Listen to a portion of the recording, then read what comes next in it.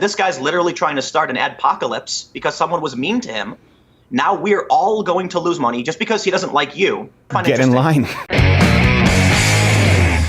I'm really glad to have our next guest. You can follow him on the Twitter at TimCast. He's a journalist, YouTuber, podcaster. His YouTube is youtube.com/TimCast. And he also has Timcast News. Yep. Senor Tim, Mr. Tim Pool. How are you, sir? Thank you for being here. Pretty good. Yeah, thanks for having me. Appreciate it. Thank you. And I appreciate that Tim Pool level of enthusiasm as to how, well, you're pretty good. I'm okay. Yeah. I've been called a milquetoast fence sitter. Okay. So, yeah. I guess I think milquetoast fence sitter is redundant. I don't really know that you need to repeat that. I don't think you're a milquetoast fence sitter. I just think you're very mellow. This obviously has been going on this week. A campaign initiated by NBC, Vox, Carlos Maza. Yeah, I don't know what, just the guy who does the videos at Vox. An active effort to get our channel deplatformed, even tweeting that people should go mass flag our videos. Let me ask you, you've talked about sort of with Twitter, I remember on Joe Rogan's show, and it was great. I highly recommend people go check out that show. Yeah. You've talked about this, and we appreciate the support that you've given this channel in regards to this controversy. How common is this sort of flagging, banning campaign, or really, what would you say is, if people need to understand the dynamics of what's going on right now, because it's easy to feel like you're drinking from a fire hose when it comes to sort of corporate censorship silencing, what would you really want to drill into people? There's a very, very simple fact you can tell people to prove 100% the social media platforms are biased against conservatives. And it's their misgendering policy. Progressives progressives don't represent the entirety of the left, according to the Hidden Tribes report by a group, I believe it's called a group called More in Common. Progressive activists in the US are 8% of the country. It's these people primarily who view the misgendering thing the way Twitter does, that if someone decides to have a preferred pronoun, you have to use it, otherwise you can be banned. Conservatives tend to disagree, the majority, I would say. I mean, Ben Shapiro is much opposed to way more than just the idea of misgendering, but, in terms of the trans debate, women, trans women competing in sports. He almost got headlocked by an angry transgender for doing that. Yeah. Was that on that show where they? Dr. Drew with Zoe Tour, who threatened to put him home in an ambulance. Yeah. Horrible experience. It plays no role in political discourse, but wildly entertaining. Yeah. So just look at the rules, and I told this to Jack Dorsey, full stop. You are biased against conservatives, and he didn't understand this. I said, listen, if a conservative doesn't believe you're, in misgendering the way you do, you have an ideological difference where you're enforcing rules based on your personal ideology. He went on to say, well, we have studies we've read that show the suicide rate is higher, therefore we're trying to protect them. And I asked, what about, general body dysmorphia? At what point do you draw a line and say this group should or shouldn't be protected? Right. Can you not make fun of depression because people who are depressed have the highest rate of suicide? That's literally, particularly. Actually, it's not higher than transgenders. That's actually something that's. It's not. No, it's not. It's actually not. Oh, wow. There's no other demographic that I know to be as high outside of, from what I understand, like paranoid schizophrenics. Even Ben Shapiro's made this point. American slaves didn't have nearly as high of an attempted suicide rate. If I'm not mistaken, it's about 42%. Yeah, 41. Both pre and post-op, by the way. So this idea that it's societally sort of based depression, it just doesn't bear out. But yeah, it's actually a higher rate than those who would be considered like even manic depressive. I would say that's the easiest thing you can say, right? It's not a debate. You point that out and people are going to go, oh, I guess you're right. Now, the people on the left, the progressives, say, so what you're saying is that conservatives are mad they can't misgender people. And it's like, well, hold on. They view misgendered in an inverse way. They believe that if someone is biologically male and you say she, you have misgendered them, right? So it's literally just, I don't know how you rectify that. There's two different ideologies here, and it's only enforced in one direction. Yeah. Right. Yeah, that is a great point. And also this idea of, I think you see it sort of to get back to this NBC Vox thing. Let me ask you this. Have you ever seen people on the right, or people like, I know that I've never done this, but how common is it to see people on the right to encourage mass flagging and removals of points of view they disagree with? I'm not familiar with it. Happens, but it's extremely, extremely rare, right? And so, this is another thing that puts me kind of more on your side in an issue like this. I get people tweeting at me saying, oh, here comes Tim to defend the conservative. I'm like, well, Steven Crowder isn't calling for someone to have their career destroyed simply because they said something mean on the internet. Right. In fact, you've actually told people not to dox, not to harass. So it's kind of like, you can't have Carlos Maza advocating for throwing milkshakes at people to humiliate them and then complaining about someone saying mean words that humiliates him. Right. I mean, Yeah, fairness. One is by the way, throwing a milkshake at someone is actually assault. Yeah, that legally. It is legally assault. Yeah, actually, you're right. It's further than assault. It's actually battery. Yeah. And people who say, well, milkshakes haven't really hurt you. Actually, that's not true. People can put anything in a milkshake. First off, people can hide something heavy in there and whip it at you. People can put acid in there. And I've always said, I've always condemned doxing because I was doxed at one point. I am actually on the ISIS kill list. It's not people saying correct. mean things. I've been in communication with the FBI. Yeah. Not only that, there's so many people on the FBI kill list. When I spoke with people at the FBI, they're like, almost everyone makes that list. Like, but there is an ultra premium list, sort of the elite flyers club. They're like, and you're at the top of that. VIP So list. here's our number. I've always actively discouraged it. I never want any physical violence. That was another thing Jack Dorsey spoke with you about, physical safety. Whether it's doxing, whether it's milkshaking. But this idea that mass flagging and reporting something to get it removed, it really is... I got one better for you. Okay.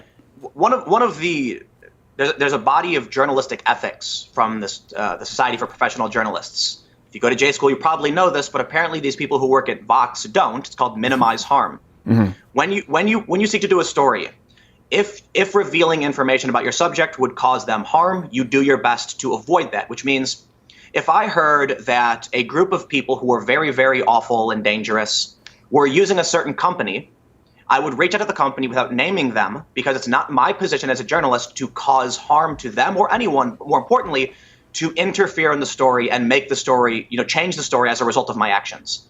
Okay. When a journalist goes down to cover something on the ground, you should not be putting your body in the way to change what happens. You're trying to tell people what happens, not cause the reaction. Right. However, what happens now is, I actually have evidence of this. I received some leaked documents. We'll see if I can do anything with it. Journalists use very fanciful language targeting businesses and companies to cause maximum harm to specific individuals. So they're not seeking to, when they report on, say, the Proud Boys, they're not seeking to inform the audience as to what's going on. They're seeking to inflict damage on the business and the Proud Boys. What they'll do is they'll say something like this. Let's say you're a laundromat. They see a Proud Boy go inside the laundromat. They wait till the person leaves. They'll go inside, go up to the manager and say, the Proud Boys are white supremacists. Why do you support white supremacists? And then the manager goes, well, what are you talking about? Of course I don't. Well, of course you do. And so they'll send a message to a company saying, why do you support X? Mm-hmm. Instead of asking them if they do, they assume it is true. And then, man, I have seen these hit pieces go flying. But the best part is they don't. So I'll give you an example. CNN, for instance, reached out to Facebook about a group called Mavic Media. Mavic Media is anti-war left-wing content aimed at millennials. And they're, I believe, 51% owned by Ruptly, which is funded by Russia Today. CNN reaches out to Facebook and says, why are you Is that those big ladies who do the... That's BuzzFeed Boldly. Oh, yeah. Sorry, apologize. No. Yeah. Mavic is very much like no intervention in Syria, things like that. You know. So, but CNN reaches out to Facebook, and I don't know exactly what they ask, but in my personal opinion, I imagine it was something like, why is Facebook supporting Russian propaganda? Because what ends up happening is Facebook then suspended the media company who broke no rules. And it wasn't until after the suspension does CNN publish the story, Mavic Media suspended by Facebook because they're owned by Russia, blah, blah, blah. That's not what journalism is supposed to be doing. So you actually have left-wing activists who have gotten jobs because it's lucrative for the companies. And they're not trying to learn, they're trying to impact. Right. You look at Jim Acosta. He straight up says he grandstands. That's the point.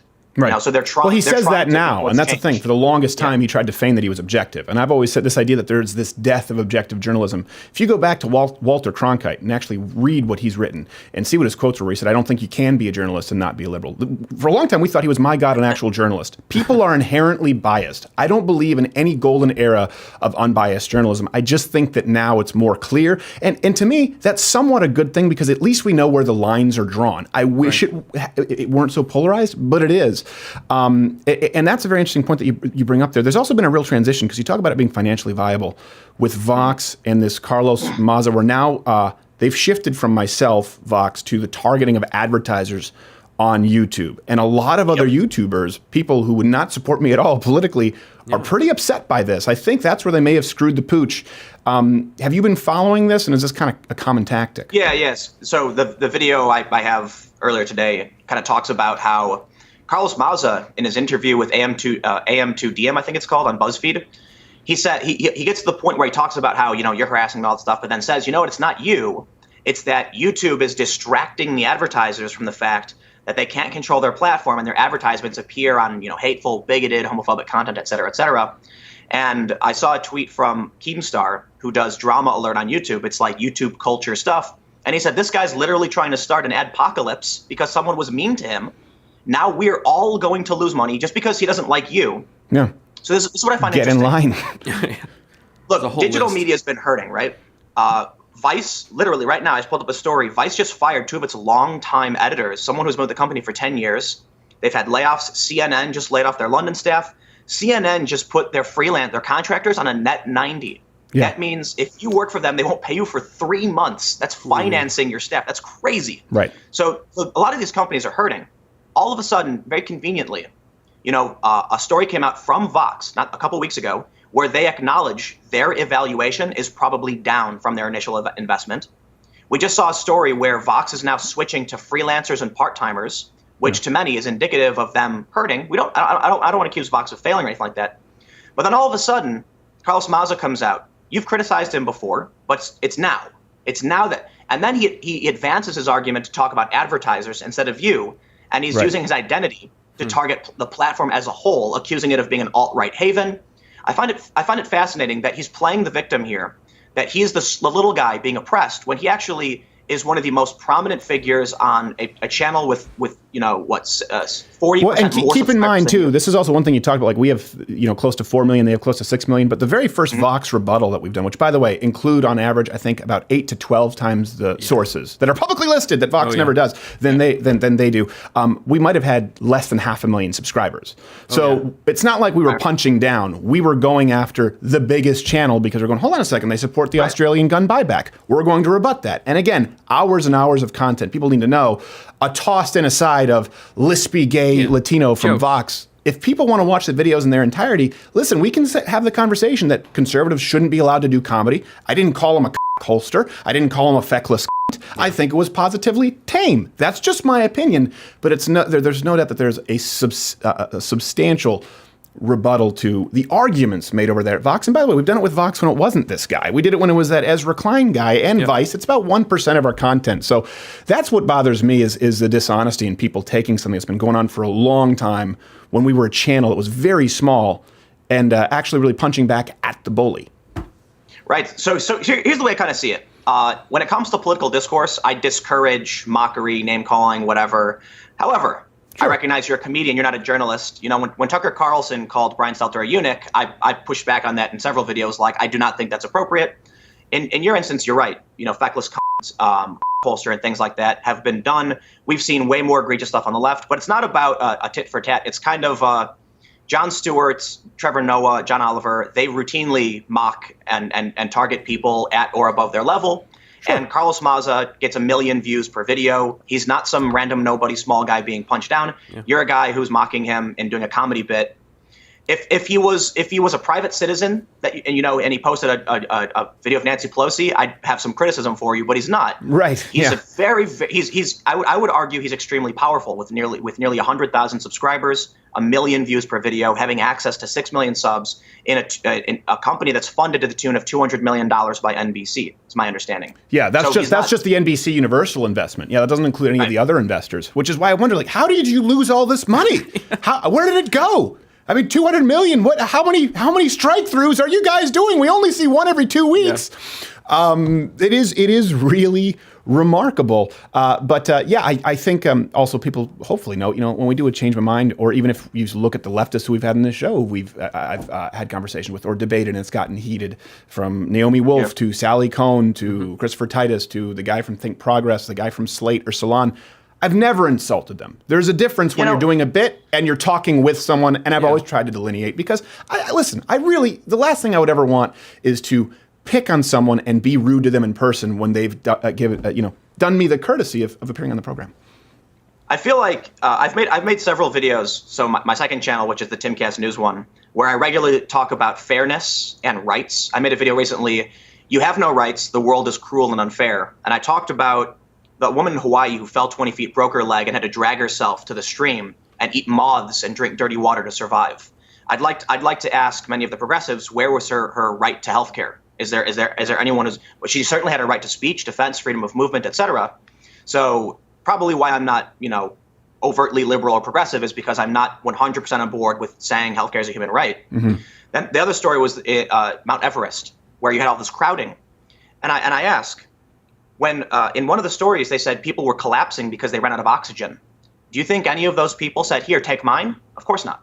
Right. Because when it came down to the harsh realities of the world, people had to secure their own face mask before securing the mask of the people next to them. So I see someone like Carlos Maza who calls for physical attacks on people. It's a milkshake. I think it's really low level, but still, you're saying make physical contact with another person in violation of their autonomy. That's an egregious violation. But then he gets mad that someone said mean words to him. And so here's where I end up. Do I think we get anywhere with mockery and insults? Of course not. I think it's detrimental. However, people call me things all day, every day, and I'm an adult. Not really bothered. You can call me literally whatever you want. I opened the segment by saying I'm a milquetoast fence sitter, and I think it's funny. And I would actually like to do Web Extended here, but so before we go to the Web Extended, let's go back to this kind of trend of big journalism, big tech on a national level. Let me ask you this. Do you think that this trend is going to reverse? Do you think there's hope for people who are sort of free speech advocates on places like YouTube and social media, or do you just see these places kind of eating themselves alive? I kind of go back and forth on this when it's tough. I will say with the EFF coming out now saying we have to deal with this, that's really good news. I also think regulation is coming, and regulation can only ratchet in one direction as it pertains to free speech. I don't know if wider regulation of Facebook, Google, Twitter, et cetera, would result in something positive. What I do know is, as far as it goes with free speech, any regulation implemented in terms of speech will guarantee the right to speech. So we've already seen the Supreme Court rule that these digital spaces, the government cannot restrict your access to them. Now we've seen with that Trump lawsuit, public officials can't block you, and this is now biting Ocasio-Cortez. But Tlaib has me blocked right now. Yeah, she can't. That's illegal. You can file a suit. You can. The Knight First Amendment Foundation. I'm not sure. Knight Foundation's journalism. They're based out of Columbia Journalism School. They tweeted to Ocasio-Cortez she was running afoul of the First Amendment. They deleted the tweet because these people rarely like to police their own, but right. They did. Well, actually, I take that back. They sometimes eat their own too much. But I think that's really good news. I think regulation. Look, here's another point where I'm probably to the left of you. I think regulation will absolutely be a good thing in this regard, and in many other regards. So no, I don't think so. I've talked about this, and my position has been pretty clear. I think the first step before we get to sweeping legislative overhaul, and this is what I've been advocating for a long time, the first step is to get them basically in a court of law and to declare whether they are publishers or platforms. Put them in the hot seat. And if they say we are platforms, then we say, okay, we're going to regulate you as such. But if they say they're publishers, we say, okay. But then you have to be honest about your business practice. I think it's an easier first step. Yeah. But it's actually the platform versus publisher has to do with whether or not they can be sued for libel, and the reason they're able to ban anyone they want is actually a First Amendment issue, and that's where it's complicated, because Twitter is arguing everything on our platform is our speech, and you can't make us speak. Right. And they're right. So if the government rules Twitter has a massive impact on the political space, the news space, and our government, therefore free speech for the individual must be protected, then Twitter opens the doors and allows people back on the platform. I don't necessarily know if it's the right thing to do. I lean towards that direction, but I also recognize you will end up seeing ridiculous trolling going crazy. At the same time, you have the ability to block and by all means use it liberally, Yeah. So, but I still think again that would at least open the doors to know what the policies are. And like you said, if they want to declare that they are publishers, they should be held liable. In other words, and if right now you are policing speech, if right now you're saying this point of view is allowed, but calling a biological male he is not, it's a bannable offense. Well, if you are now a publisher, it does have to be congruent with the law, and that okay, you can be held legally responsible for that speech on your publishing platform. Now, if you want to say you're basically a platform, what people often sort of refer to as social utilities, public utilities, which is they've enjoyed some of those protections. That's why you can't necessarily sue them right now. They do have to pick a lane. And before we say we're going to legislate them as either a publisher or platform, I think having them answer would be a good first, less expensive, less invasive step. And I think they'd have to start straightening up and fly right. Okay, before we go to the Web Extended here, okay, go ahead. You were about to say something. I was going to say the bigger problem is cultural. Our business, our private institutions are extremely susceptible and weak to low-grade activism. 30 people on Twitter complaining to a brand, and that brand loses, goes apeshit and shuts everything down. And our businesses need to become more resilient to a bunch of, people on Twitter. Yeah, well, that also brings me to this last point. We can touch on it, and then we'll continue the Web Extended. You've talked about this sort of trend, too, of targeting. When people talk about bullying, big news media, these corporate conglomerates targeting individuals at a national level. We saw it with the Covington kids.